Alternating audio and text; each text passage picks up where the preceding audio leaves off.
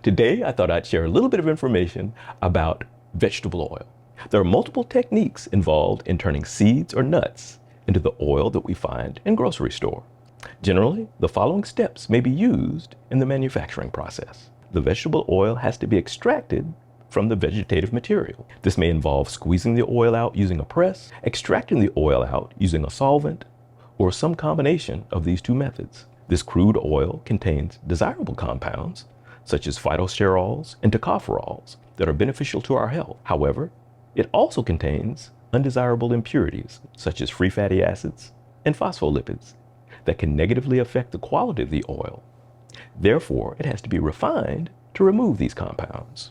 Processes such as degumming help remove the phospholipids that may settle out during shipping and storage of the finished vegetable oil. Afterwards, sodium hydroxide may be used to neutralize any free fatty acids that may be present, because these compounds may go on to negatively impact the flavor and shelf life of the oil. Next, the vegetable oil is passed through a type of clay called bentonite. This process is called bleaching and was originally used to remove undesirable colors.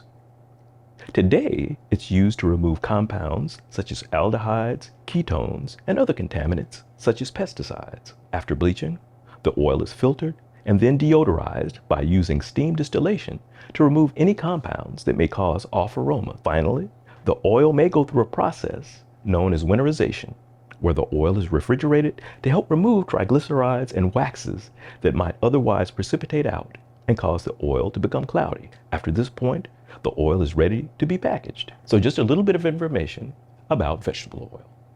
For more information, please visit sunup.okstate.edu or food.okstate.edu.